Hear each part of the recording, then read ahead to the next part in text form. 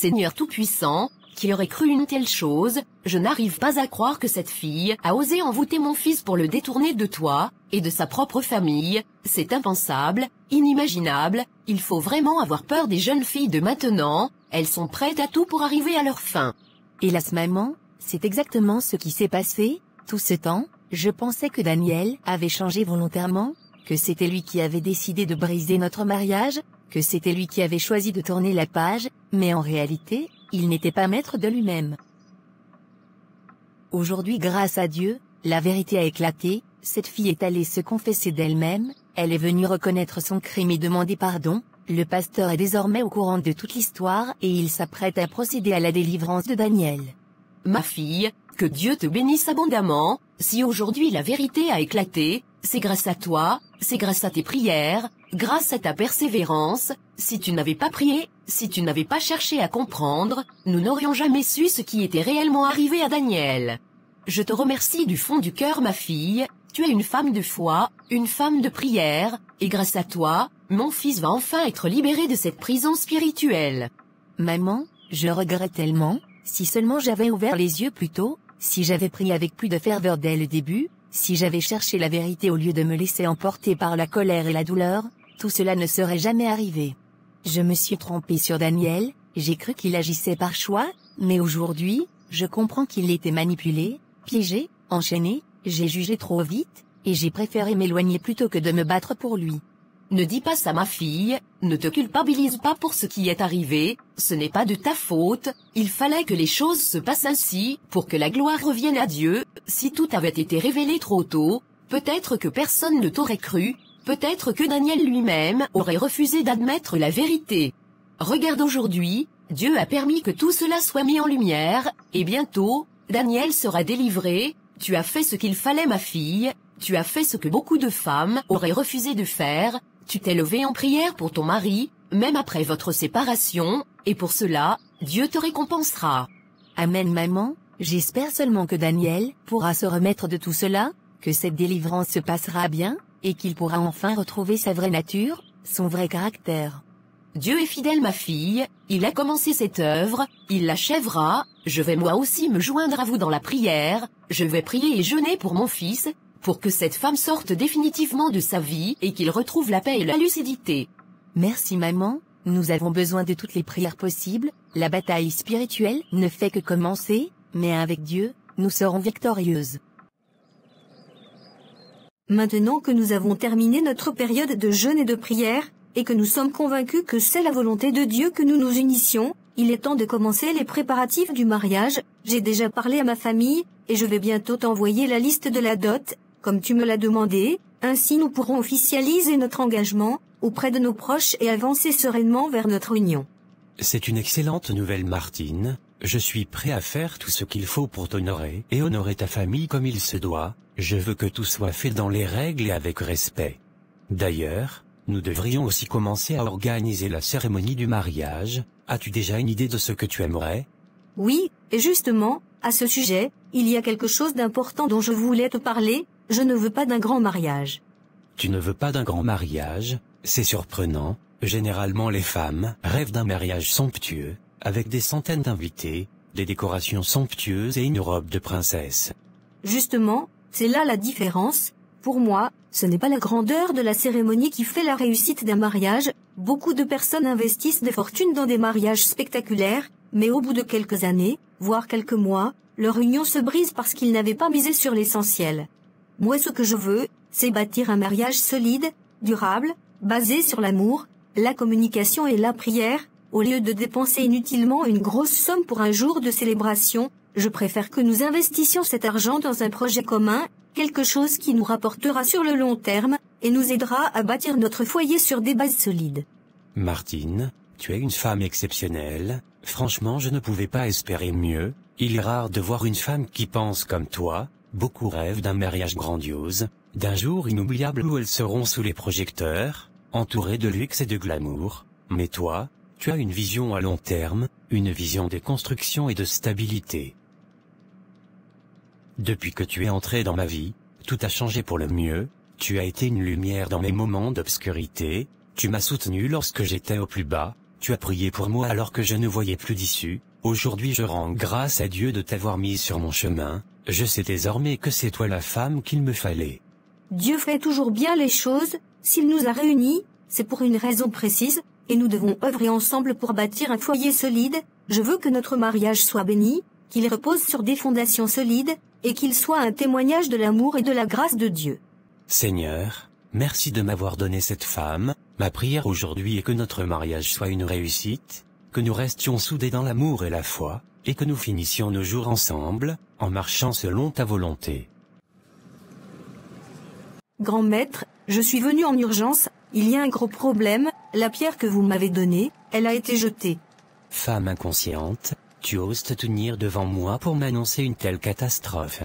Grand maître, je vous en supplie, écoutez-moi, ce n'est pas ma faute, c'est cette femme, la femme du père de mon fils, elle a pris la pierre et l'a jetée, je ne sais pas où elle est tombée, je ne sais même pas comment la retrouver, mais je ne savais pas qu'elle allait la toucher, sinon je l'aurais mieux cachée. Je t'avais pourtant averti, cette pierre n'était pas un simple objet, c'était le pilier de tout le travail que j'ai accompli pour toi. Comment as-tu pu être aussi négligente? Je ne savais pas, je vous en prie, aidez-moi, il doit y avoir une solution. Il n'y a pas de pardon pour une erreur aussi grave, tu avais une seule tâche, veiller sur cette pierre, et tu as échoué lamentablement. Maintenant écoute-moi bien, tu as 3 jours, pas un de plus, pour la retrouver et me la ramener intacte. Si tu échoues, alors prépare-toi à affronter la mort. Non, grand maître, je vous en supplie, il doit y avoir un moyen de réparer cette erreur, je ferai tout ce que vous me demanderez, mais ne me laissez pas mourir, aidez-moi, je vous en supplie. Sors de mon sanctuaire immédiatement, il n'y a plus rien à discuter, trouve la pierre, ou prépare-toi à payer de ta vie.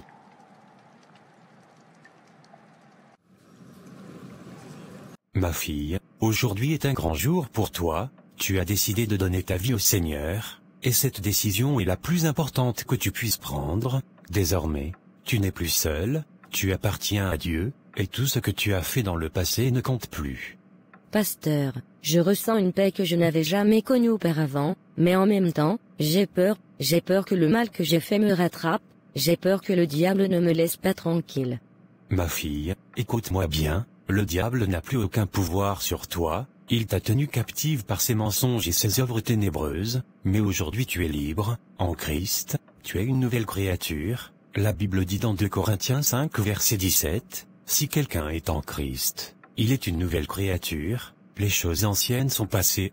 Voici, toutes choses sont devenues nouvelles. » Mais, toutes ces choses que j'ai faites, enfermer un homme dans une bouteille, le manipuler, briser un mariage, les gros sacrifices, Dieu peut-il vraiment me pardonner tout cela? Sandra, ce que tu as fait a été grave, mais la grâce de Dieu est plus grande que tous nos péchés. Lorsque Jésus est mort sur la croix, il a porté toutes nos fautes. La Bible dit dans Ésaïe 1 verset 18, « Venez et plaidons, dit l'Éternel, si vos péchés sont comme le cramoisi, ils deviendront blancs comme la neige, s'ils sont rouges comme la pourpre, ils deviendront comme la laine. Dieu ne t'accuse plus Sandra, il t'a lavé, purifié, et adopté comme son enfant. » Et si les forces du mal revenaient m'attaquer, si le féticheur que j'ai vu ou les esprits auxquels j'ai eu recours essayaient de me faire du mal, parce qu'il m'a dit si la bouteille se brisait, j'allais mourir.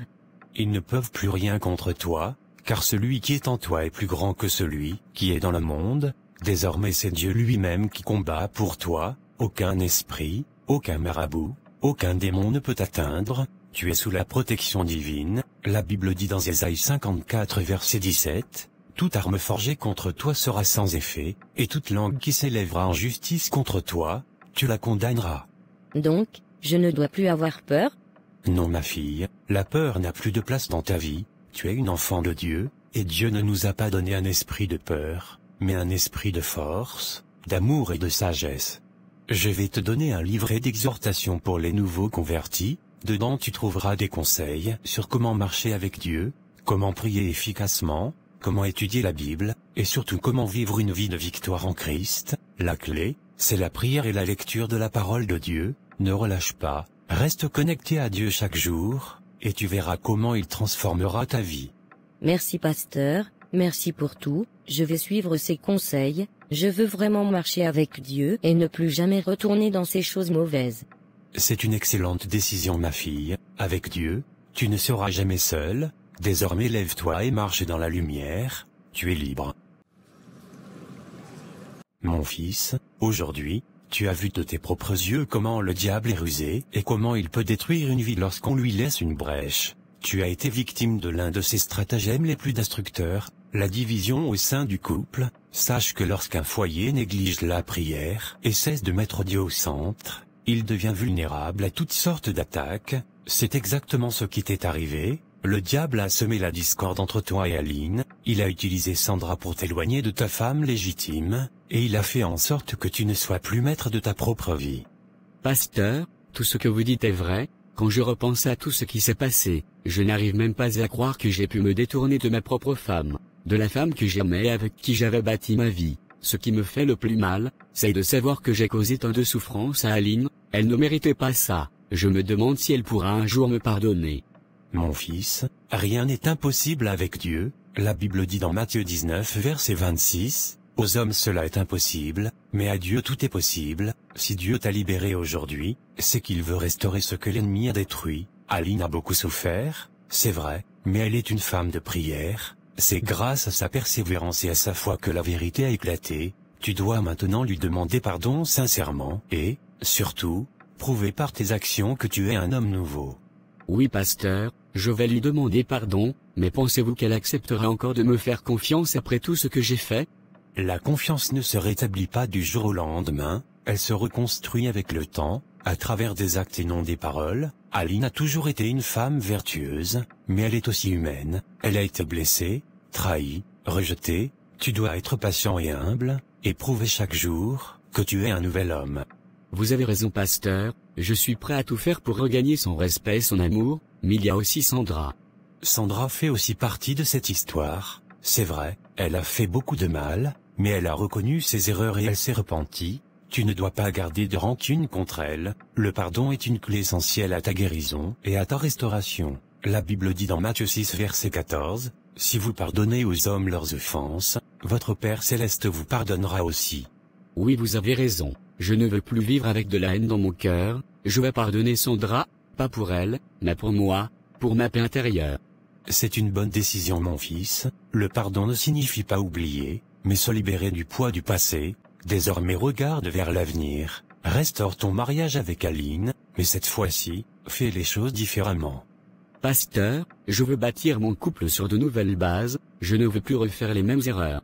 Alors mets Dieu au centre de ton mariage. La Bible dit dans Ecclésiaste 4 verset 12, « Un cordon à 3 fils ne seront pas facilement. » Cela signifie que si toi, Aline et Dieu êtes unis, rien ni personne ne pourra vous séparer. Cette fois-ci, prie avec ta femme, cherchez Dieu ensemble, et il vous fortifiera. Merci, pasteur, je ferai tout mon possible pour réparer ce qui a été brisé. C'est une excellente décision, mon fils. Que Dieu te guide et te protège dans cette nouvelle étape de ta vie.